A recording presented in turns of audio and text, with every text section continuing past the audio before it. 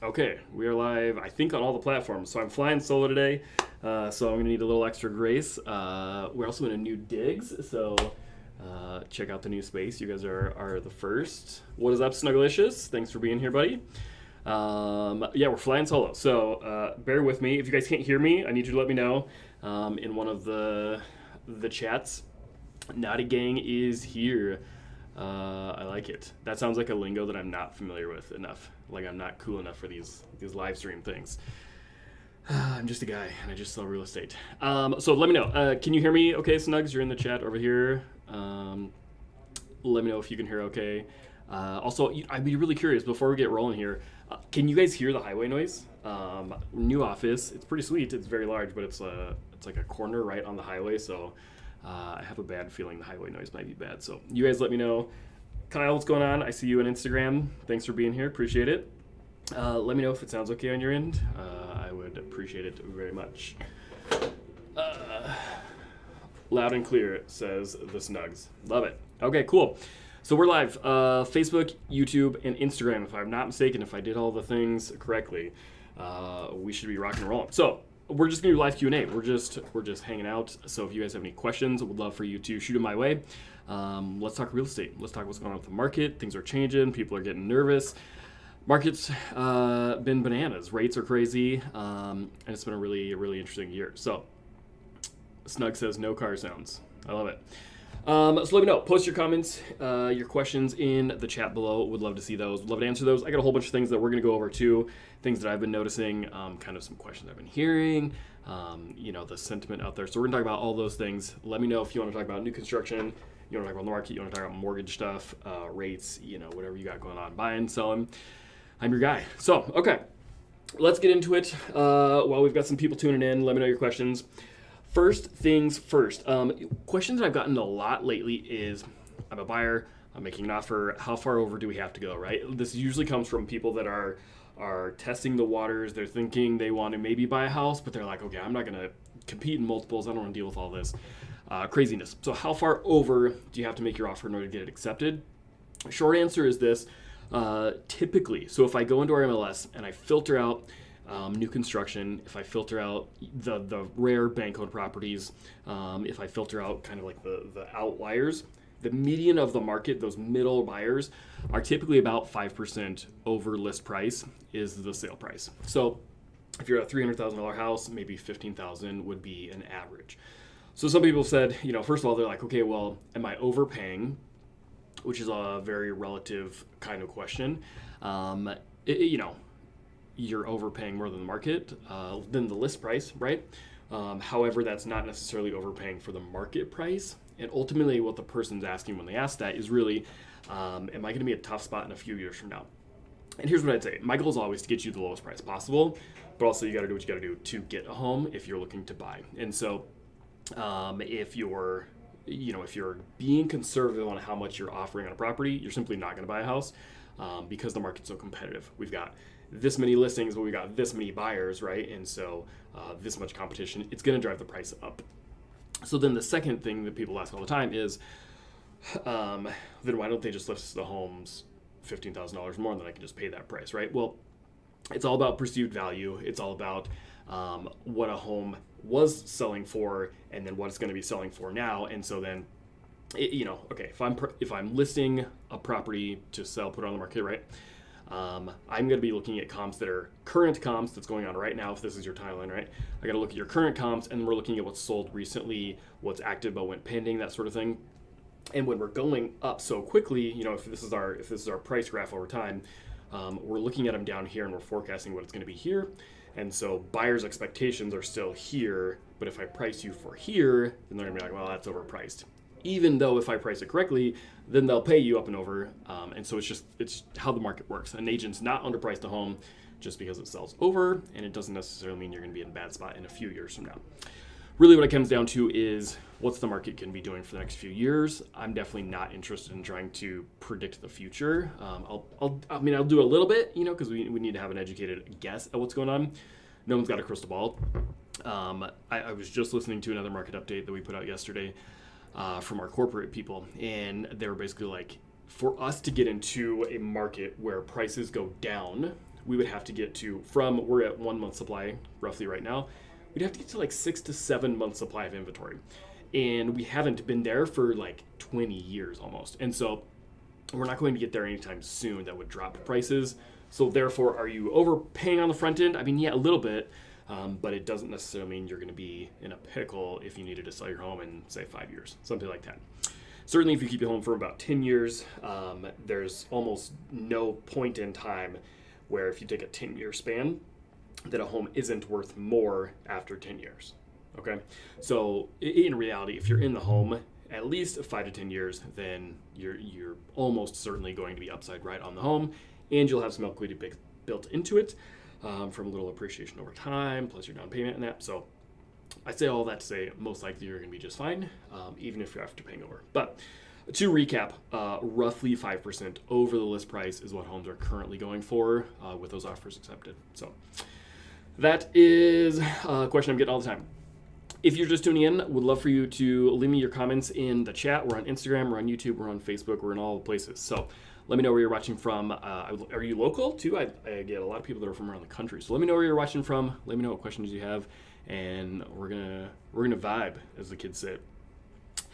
Snugglicious on YouTube says, is there a reason why the list price doesn't go up to match the market price? I mean, I answered that a little bit. That's exactly why. Buyers' expectations, because it's going up so quickly. The last home they saw was priced here, and then ours is priced here, but the competition is going to drive it up to here. And so, we have to, it's a very emotional thing. If I could just list it higher, then that would be great. But buyers' expectations are still, well, I saw the last house was priced at $350. This one's now priced at $360. I'm gonna have to compete to $370 or whatever. But if I priced it at $370, their expectations would go from $350 to $370. They'd be like, nah, forget that, it's overpriced. And then if they see it at $370, they'll assume they would have to go up and over, and they're not gonna pay that much over. So it's all about perceived value. It's all about playing this mental game. You price it well, and then it'll price all when multiples go over. If you price it too high, you won't get any offers, and then it'll sit on the market. So it's very fun. I guess I do. I just know what's coming up. Thank you, Snugs. More people, let me know, what are your questions? I've got a whole list, so I'm just going to keep giving you all the wisdom I've got for the week. But we haven't done this for a while. It's been a interesting season, lots of changes. You guys can see we're in a new office space. It's still not quite put together. I got to hang my CarMax sign and get some things, but pretty sweet. I wish the camera was mobile and I could show you guys around the office. It'd be pretty sweet. But anyhow, if you're just tuning in, let me know your questions, and we're going to keep firing them at you. Let me see. A little piece of real estate news that we had this week. 7% more active listings than we had a year ago this week. So that was kind of a big stat that came out this week. So what does that mean? It means that with statuses of the MLS, right? Property comes on the market, it'll go in coming soon, then it'll hit active, right? And we can kind of gauge what the market's doing a lot of times by how many active listings we have. The reason that's important is because a home goes on the market. If it sells immediately, then it switches out of active and it goes to pending, right, or contingent. But the number that are stayed in that active stage has actually grown a little bit. So it's only 7.1%. It's not a huge bump. It could just be a fluke from this week, having Mother's Day and that. Holidays can affect things with people holding off and then pushing or whatever. But that was a little bit encouraging. It's not to say that we're shifting the market anytime soon or really significantly, but 7.1 potentially means there's a little bit more breathing room in the market. Buyers maybe don't have to compete in as many multiples. There might be slightly more time to get into a property, right? So that's not selling instantaneously. I actually just had a property that we listed, priced really well, perfectly in the pocket. We actually had more listings than normal coming onto the market that same weekend, which isn't great for us, obviously, but it's good in general for the buyers that are out there. And so really nice house, really well staged, remodeled, and priced well, and it actually didn't sell in multiples this weekend, which is pretty much the first time we've had it where everything on the listing and marketing side was done perfectly and it didn't sell in multiples. So that was very interesting. It could be a fluke. It was Mother's Day weekend, so maybe people were just out. Showings were definitely down for this past weekend. But anyways, could we be seeing the market shifting? Possibly. None of our other numbers are reflecting it yet, but maybe if we've got a few more actives, hopefully we'll see a little bit less activity. So that was very, very good news. Some of my notes I got here. Pendings are not significantly up. Days on market is not up yet. Those would be the next two variables that we're looking at. So hopefully we'll see, more actives and more pendings. But then also if we're lengthening that days on market up until they go pending, again, that would indicate that the market's slowing a little bit for us. We need to have a pretty realistic expectation, right? When I'm talking about the market changing, the market shifting, things slowing down, we're not for a second like, oh, it's crashing and all of a sudden homes aren't selling and it, prices are coming down and it's gonna be a great buyer's market.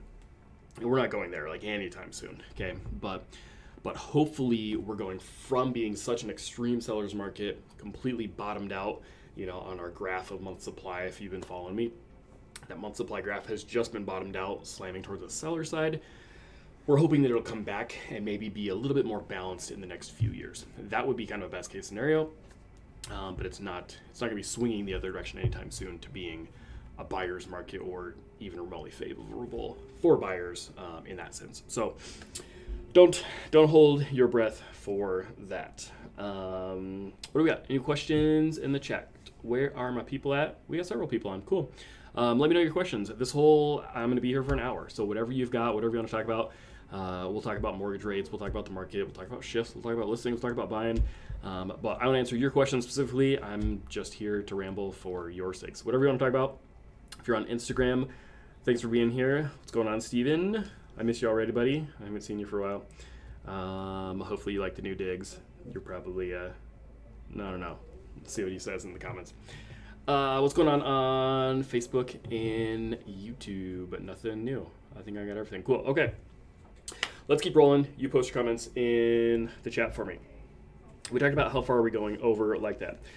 Sales nationally. This was an interesting stat that also came out this week. Sales nationally, as far as closed units, is down 4.5% this past week. So that was an interesting stat. What does that mean for you guys? Really, there's not so much that there's a shortage of listings getting put onto the market, which is kind of a misconception people have. We have an inventory shortage, but it's not that the number of new listings coming in has been short. It's that they're coming in and they're going pending so quick and then they're closing so quick that the held inventory, that's what's down, okay? The number of homes that you can actually look at. When you're a buyer, you get out there, you go to showings, you may only have 5 good options that are in your criteria. And so it's not because there's listings not coming into the market, it's because there's so few that are still there that they've all gone pending, right? So that number's really far down. However, seeing the number of sales going down is just because we're seeing a little bit less of those new listings hitting the market. 5.3% was the median. 4.5%. That's not a huge significant shift at all. So again, we bring it up. All right, so if the market's crashing, a lot of people really need to understand like what would that look like if the market shifted or if there was a big bubble or something. And really what that would look like is hopefully we'll see a little bit more sellers getting into the market. We'll see kind of a cyclical turnover, people that bought a few years ago that are ready for something different. So then they list their home. If we could see a little push, that would be great. We could also see new construction, which we're seeing those numbers getting really high, which is great. Nationally, I believe they say we want about 1 million starts a month is the metric.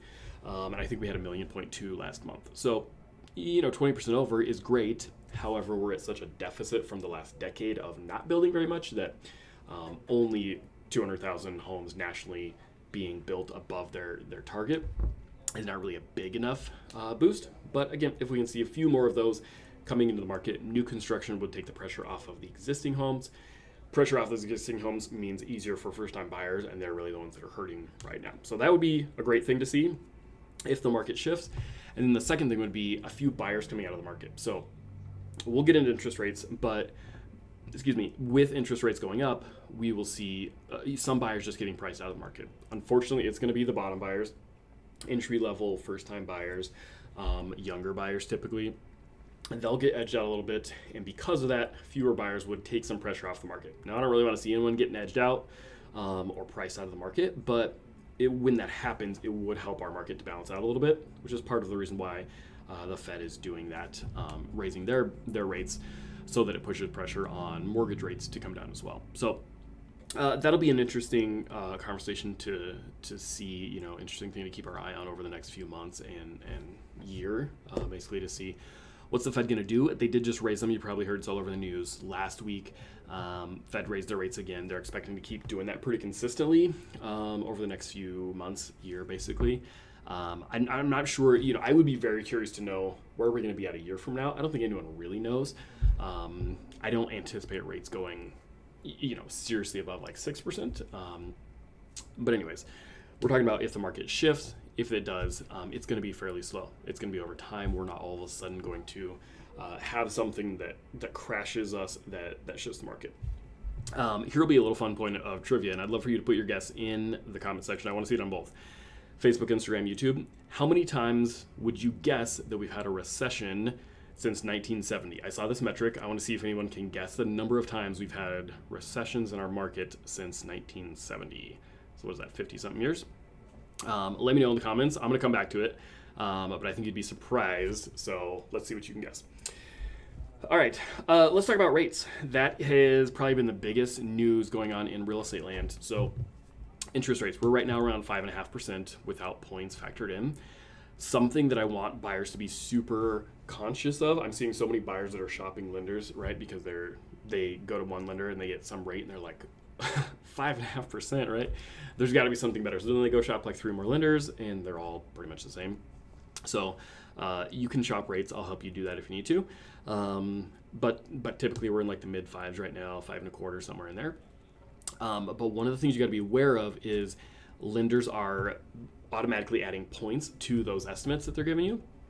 And what a point is, basically you can pay a fee upfront with your closing costs in order to buy down your interest rate. So maybe with no points you're getting quoted 5.5%, but you can pay $1,500 for a half a point or something, and then that's going to buy down your rate by like an eighth or maybe 1/4%. So then instead you're getting, you're getting 5.25 for, I think it'd probably be $1,500 or something. It depends on the lender, depends on the price of the loan, depends on a lot of things of how much the points cost you. But more than ever, I'm seeing lenders kind of assuming that you're wanting to spend more cash because they're having to be more competitive.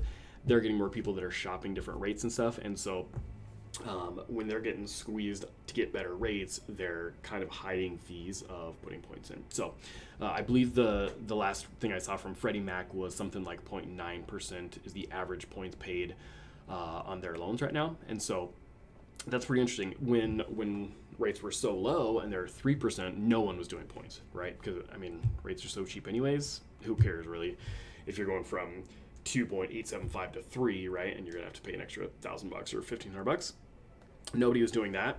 They're all doing it right now. So if you have extra cash, if you are worried about your payments, it is something you can think about. I've got a client right now. They are younger first-time buyers. They're getting the squeeze from the market with rates going up. That means that their payments going up, even though the prices aren't getting any better, right? And so because of that, they did have some extra cash. They're throwing, I think, $2,000 towards buying down the rate, and that's keeping their payment in line with what they need in the long term, right? So sacrificing a little cash on the front end so that you can get a better rate over the next 30 years can be a really good option. It's not something that you probably would want to do if you're only going to be in the home for 5-6 years. But if you're going to be there for a while, then buying it down can make a lot of sense. I think they were saving, $100 a month or something was what those clients were saving. So really cool option, something to keep in mind. Check for points if you're shopping with different lenders. You can send me those fees worksheets. I'm not a lender. I can't really advise you on it, but I can at least point out a few things and help you to distinguish between the two. And maybe we'll circle back and talk about how to shop rates coming up here in just a little bit. So, all right, what else is on mind? Where are my people at? I got people online, but you guys are all quiet today. Talk to me, give me some questions. What do you guys have on your mind? What are you hearing? People all the time, I'm telling you what, they're like, I saw this on TikTok, and then they'll text me a TikTok about something. Or like, oh, my uncle said I should do whatever. Okay, if you got that uncle that's telling you things, I want you to post in the comment right now and let me know. What have you seen? What have you heard? What do you guys have questions on that you want to know if it's real or not? Let's just debunk them all right now. All right. We need to talk about that. Let's talk about foreclosures. So this one is pretty interesting. So if you followed me for a while, you might remember maybe I don't know, 6 months back, there was some speculation. There was like, all right, we went through this thing called a pandemic. We have all gotten I'll come back to you, Snugs. We went through this pandemic, right? And then a bunch of people were in forbearance, basically meaning their mortgage company gave them permission to not be making their payments. Kind of sounded like a great deal to some people, except for you're getting dinged with all that interest rates on the back of the loan. They're just tacking it on, right? So the bank's going to make more money because you're still building interest. It's not like it's free payments, right? But so anyways, a lot of people were doing forbearance. And so maybe 6, 7, 8 months ago, I think, we were kind of wondering, all right, if we've got whatever the number was, 1.5 million people or something were in forbearance, some really high number. And so we were like, okay, what if all these people, first of all, don't get a job because unemployment was high, and so if they don't go back to work, what if all these people get foreclosed on when their forbearance runs out and the government pushes them to have to make their payments again? What's going to happen in the market, right? And we're like, okay, all right, back to this whole ratio. We got this many sellers, we got this many buyers. What if all of a sudden that threw in a whole bunch of new sellers that got forced into the market by getting foreclosed on, then the banks go list those homes, right? Could we see a wave of foreclosures in the market?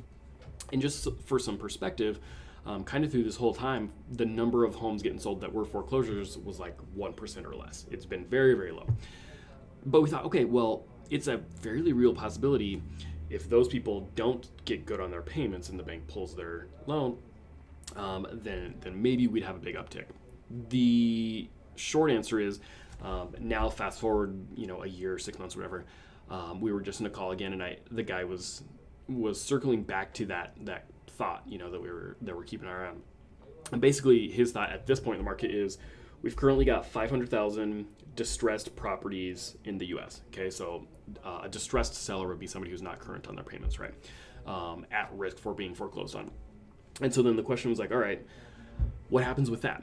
First of all, the vast majority of people are out of forbearance. They're back to making their payments. I don't honestly know how many distressed sellers we would have pre-COVID, pre-forbearance going on. And I'd be very curious to know. I'm sure there's obviously at least a few 100,000 nationally. And so our economist guy was saying, even if, let's talk worst case scenario, all 500,000 of those homes across the U.S. got thrown into the market all at the same time, which is kind of like the worst case scenario. It would obviously be a staggered thing. But if they did, we have such a deficit in the number of listings. His thing was, it probably wouldn't even make a dent. We would be like, hey, look, we've got more options. We can actually breathe a little bit in the market, and it would help us. Obviously not good for the people getting foreclosed on, but in the macro picture of the market, it would not make a huge difference, right? And his thing was, he was saying he really has zero concerns about us even getting that many foreclosures into the market. And if we did, it's not going to make a significant enough difference because of the deficit that we have on listings. So if you've been hoping for foreclosures coming, which, I'm not ever hoping for people to get foreclosed on, but my wife and I, have bought foreclosures in the past, so I was keeping my eye on them, and now I don't think there's much chance for that. So Denise from DC. Hey, thanks for being here. Thanks for posting a question. Let's see. Denise says, I'm hearing that everything nice is going for a fair amount over list. Yep. You've got that right. So that's a great question. I hear this one all the time lately. So right now, about 5% over list is the average for a median type of property. So that's going to be taking out all the outliers. They're really nice. They're really terrible properties, things with really unique things. And factoring out new construction. If we're just looking at resale homes, around 5% is about the average. I was playing with the numbers quite a bit. If we're looking at bigger home, smaller home, different quartiles of price brackets, around 5%. So if you're looking at a $300,000 home, 15,000 over is about average for that type of property. So and I'm guessing you're in DC. I would be curious to know what their situation is in DC. I've actually got clients right now moving here from DC. And they were blown away by how much you can get for, I think they were spending $500,000 roughly, and they're getting like a brand new home in one of our nicer suburbs, and they're stoked because that price in DC would have been $700,000-800,000, I guess. So be curious to see what you're seeing in DC. Typically about 5% over is a pretty good average. And I'll do a really in-depth market update for you guys here. I think it's on the market, it's on the calendar for the 25th maybe. So we are seeing about 5% over on your list prices. We're typically seeing about 40 to 50% of the time the offers accepted don't include an inspection. Okay, I think the last number I saw was like 46% of the time offers accepted don't include an inspection. So it's something to keep in the back of your mind. If you aren't comfortable skipping your inspection, then you're probably going to want to go a little higher on your list price. You know, if you're cash, maybe you can be more conservative on your offer price. If you're contingent upon the sale of a house, I mean, that's pretty darn rare to be able to get those accepted. But looking at your offer, the more negatives you have, the higher you're going to have to go on your sale price, and you know, more towards an appraisal gap, that type of thing. Appraisal gaps. Ooh, I should have looked up that number for you guys. Appraisal gaps are included, I believe, I think it's like 35-40% of the time.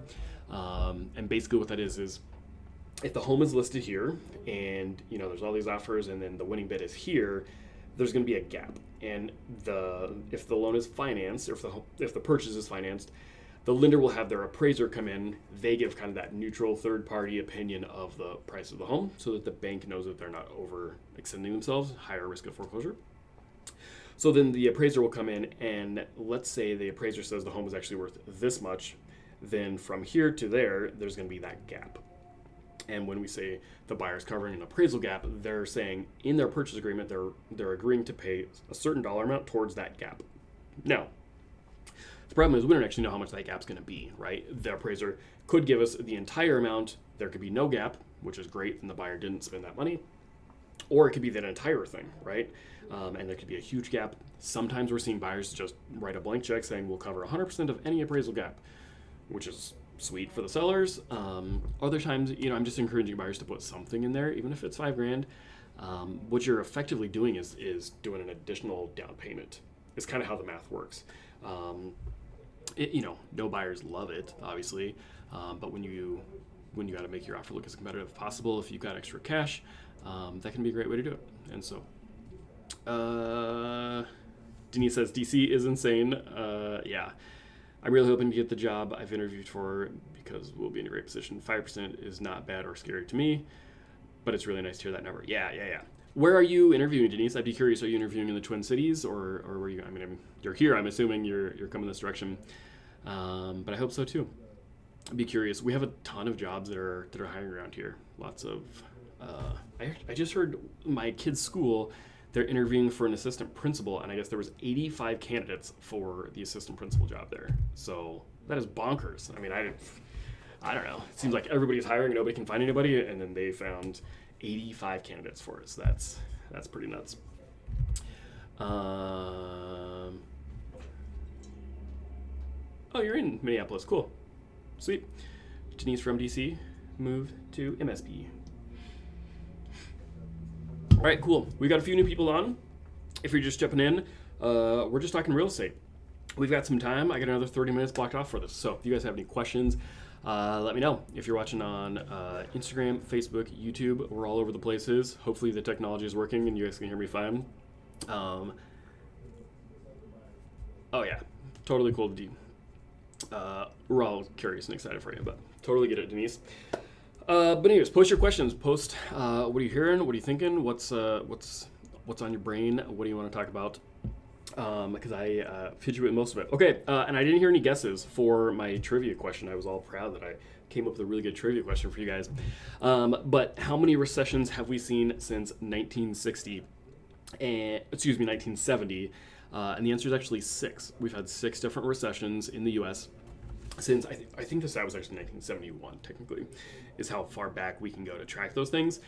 And we've had 6 of them. So when you hear lots of things in the news, first of all, I would challenge you, stop listening to the news, start listening to somebody local. Because so much of it is kind of dramatized and, oh gosh, what if, the sky falls and everything collapses and crumbles, and that's not happening. Like, there's so many educated people, economists and different people that actually look at the data. They're very just cold, unemotional, methodical about it. They know exactly what indicators to look for, and the vast majority of them are saying there's no crash in sight, right? Like it's just not coming. And so, could we see a slight recession? Yes. Could we see things shift dramatically from where they are to being more of a balanced or potentially even slightly buyer's market? Yeah. I mean, in the next few years, definitely. Just because rates are going up quickly and fairly significantly does not mean that the sky's falling and then all of a sudden it's going to be this crazy market and nothing's selling and no one can get out of their houses and everyone's upside down, and that's just not going to happen. Short of something really unpredictable, like us getting involved with Ukraine. Obviously if all of a sudden World War III pops off, okay, like that would do it, but there's not really currently anything suggesting that we're going to do that.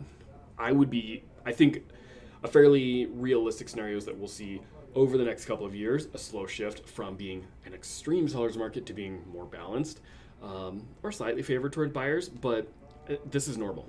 Ebbing and flowing back and forth is perfectly normal. So I don't want you guys to worry. It's obviously good to be very educated. Keeping your eye on rates is a really good thing.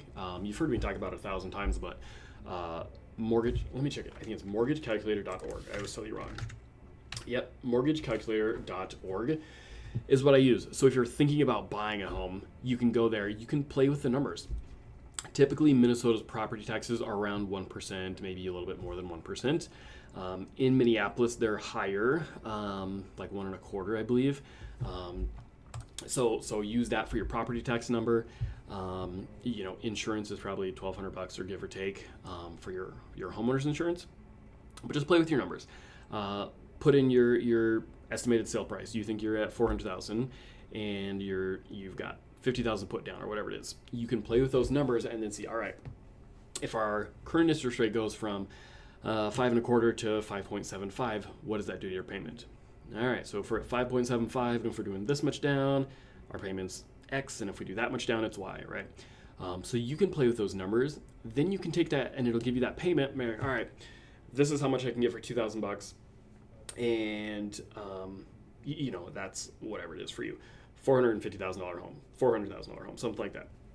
So then you can go see, you can go to my website, joecarmack.com, and you can play with those numbers. All right, what am I going to get for $400,000 in White Bear Lake or in St. Paul or in Eden Prairie or wherever you're thinking about living? And that'll help you determine where you want to live and if you're comfortable with the price ranges you got to pay, and all that. So it's a really good way to do it.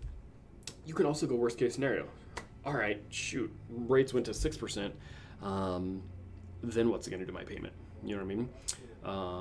Or all right, what if I spend an extra couple grand and I buy down that rate, and so that's a really good thing to keep your eye on. But the sky's not falling. I mean, we're going to get through it. We're going to be perfectly fine. Let me check the chat for questions. What do we got? Instagram's really quiet today. What are you guys doing? You guys just lurking on the channel? That's okay. I can do with lurkers. Let's see. Snugs. Nope. 6 recessions we've seen since 1971, which is pretty bonkers. Everything I like seems to be going fast. Not surprising in the spring. Yeah, that's absolutely right, Denise. The biggest thing is I see a lot of buyers that they assume it's going to be terrible.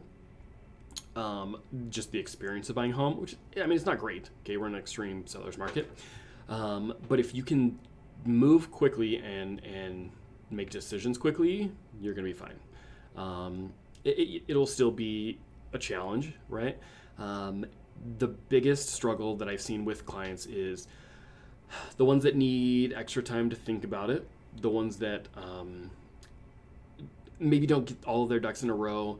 They don't totally understand their finances, or even a great example, really cool clients I just had that were they found me on YouTube, and they weren't sure where they should live in the Twin Cities, right? And they had their eye on a few different neighborhoods, but they were having a hard time figuring out where to live, which is very normal when you're relocating. That's my whole job, is helping you determine where to live. But it's for a client like that, they can have a little bit more struggle on the front end. But even with those clients, they were just like, all right, we got to do this. We're buying a house. And so We'd go out all day. We'd look at one side of the metro. They'd be like, yes, yes, yes, nope. And then they would shift their search radius. They would, play with their criteria, their price range, that sort of thing. And then we were able to kind of hone them in on one specific area, and they found something they loved, and they got their offer accepted. And they only had to write, I think they did 2 offers maybe, or they did 1. For something like that, right? You just got to get your expectations in line with the market's doing. You've got to move very quickly. I'm going to get grief for it, I'm sure, but I just put out a TikTok, or maybe it hasn't posted yet, but I put out that I was like, if you want to see me lose my mind, it's not planning in advance. You got to plan in advance, okay? If you've got some time on Friday afternoon, let's pencil you in. Planning ahead, all right, we're going to go Friday afternoon, we're going to see what's on the market, and we're going to make a decision and write an offer. It's the ones that wait till Thursday afternoon, and then all of a sudden I'm booked on Friday, and that's their only day they can go see it, and then, they never get their offers accepted because they're waiting and not planning and not aggressive about it. You just got to be really aggressive with the market. So, yes, that was the very long-winded version of it moves very quickly. Relative to the Minneapolis area, cool. I like it. Cool. Give me more questions, people. I've got a couple more things that I'll hit on for you. Another trivia. All right, you guys ready for more trivia? And you guys gotta participate this time. Everyone's just lurking on the channel, watching me blabber. It's way more fun when you guys chat. So, trivia question for you. A balanced market is between 4 to 6 months supply of inventory. Okay, between 4 to 6. So I want your guess. What year did we last have a balanced market that was in between that 4 to 6 months? So obviously we're less. So it would be, when were we in the 4s? 4 months supply of inventory. So, yes, Nugs, give me your guess. It's going to be a year. I'll tell you this. It's somewhere between 2000 and today. Okay, so I'm not narrowing it down for you too much. Let me know your guess. When did we last have a balanced market? And the reason I bring this one up is a lot of people are under the impression that the market's going to shift and then all of a sudden we're going to be right back to balanced or right back to a buyer's market, and it's just going to fling to the other side of the graph. That's not the case. It takes many years to go from one to the other, and so you've got to keep a realistic expectation of that. Clients right now, different set that they were looking for a home. They kind of just got discouraged, and they were like, maybe we'll just wait. And the question was all right, what are we waiting for, and how long are we waiting? Let's say you did wait a year or 2 years, for example. What would the market be looking like? All right, go back to your mortgagecalculator.org. Put in what we think the market conditions would be. All right, let's say we only go up, I think year over year, we're up 12% right now. Don't quote me on that, but it's double digits, 10%, I think. All right, so let's say we only go up 5% for the next 2 years. That means that $300,000 home would go up, 5? That's 15 the first year, and then whatever, an extra 5% off of 315. 335 probably. So then we're up from 300,000 to 330 plus. And then if rates are 5.5 now, let's say they're 6 later, you put those numbers in a mortgage calculator, and all of a sudden it's several $100 more a month. If I had to guess, I'd say $200 more a month probably on that payment for the same house now versus a year from now. And you built zero equity in those 2 years, and you spent all the money on rent. So you got to look at all the costs of the money you threw away in rent, not building the equity of, you could have had $35,000 in equity or whatever that you built over that time frame, and then your payments being higher for the next 5, 10, 20, 30 years, whatever. So I'm not saying that everyone should buy now, to be perfectly clear, but I am saying let's make a really clear game plan of what are we doing now, what's the market going to be like then, and is there a clear path of when we're moving, right? If you're moving up, you're moving down, you're moving to your first house, got to have a very clear path of why we would hold off. There we go. I got a couple guesses. 2017 from Denise, and 2009 from Snugglicious. The answer, 2014. So the last time we were in a balanced market was 2014, right in between you guys actually. So it's been a long time. I should have looked at which month, but obviously that's 6 years, give or take. And we've been going from one to the other for 6 years. Now it's not going to take 6 years to get back, but for that pendulum to swing back, I don't know, 3 years, 2 years. That's pretty realistic.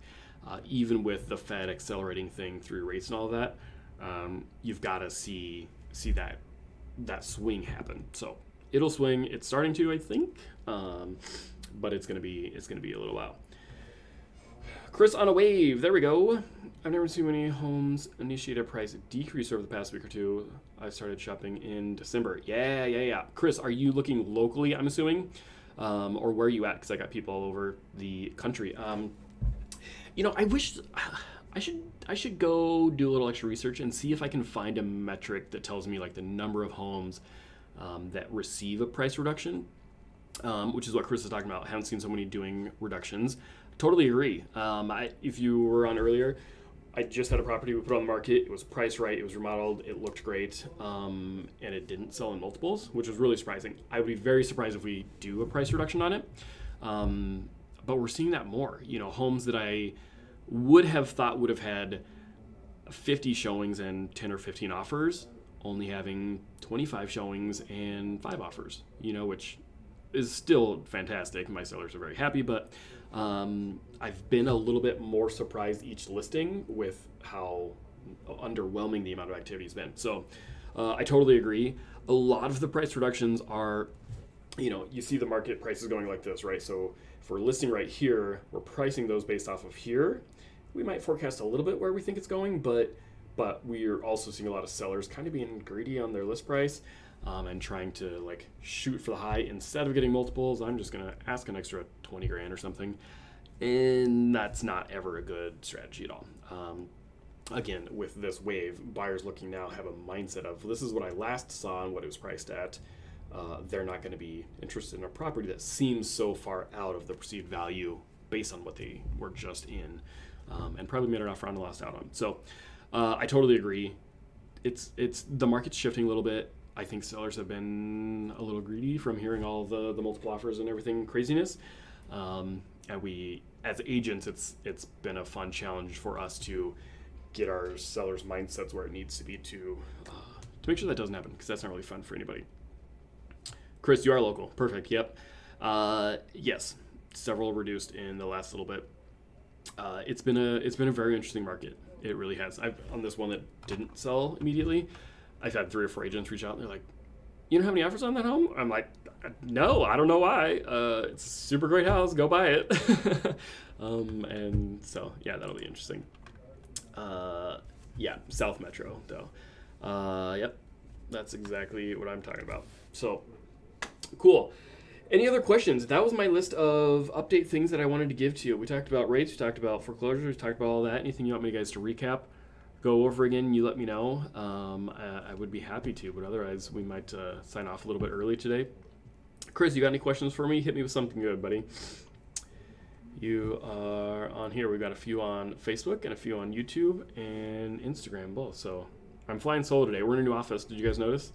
I'm surprised nobody commented. We just moved in the new digs. I haven't even put up my CarMax sign back there for you, but we're getting situated, upgraded, second story. Been fun. Been really, really cool one. Denise also having several price reductions out in DC. The market's shifting. It's definitely shifting. So it's actually been pretty interesting. A couple of times recently, a colleague actually just stopped in my office and they're like, "We had this property, it was on the market, didn't sell the first weekend." She was really surprised. And then like 7 days on the market or something, they got an offer for 20,000 over and there was no multiples. And they were like, "Really? That's whatever." But some buyers are taking a breath a little bit. I think they're just being less aggressive. It's kind of buyer fatigue, we call it. They're just burnt a little bit. They're sick of the market, and they're cooling off earlier this year, I think, than normally, because it's been a couple years of craziness, and so they're kind of taking a step back. While at the same time, there's others that haven't, and they're still going, and they're still aggressive, and they're still fighting for them. And so there's kind of this weird chasm going on in the market. Some that are still going, and yeah. Denise, you noticed my traffic? Yeah, it's kind of annoying, to be honest with you. But if I close the curtains all the way, then it's dark in here, and if I don't, then you see cars driving by. So, yep. noticed the traffic driving by me. Yeah, it's been interesting. But cool, sweet. Well, guys, thank you for being here. This is fun. I enjoy doing these. It's almost easier than scripting something and editing it and all that jazz. So if you like these, make sure to follow me on all the channels. We are on TikTok is our big thing this year, so we've been all over that one. Instagram, Facebook, LinkedIn, whatever you want to do, we are on all of the different places. So if you have any questions too, I'd love for you to reach out. Even if you're not looking to move now or whatever, I'm obviously here just as a resource. So find all my info in my bios on wherever you're watching this. And I thank you guys for being here.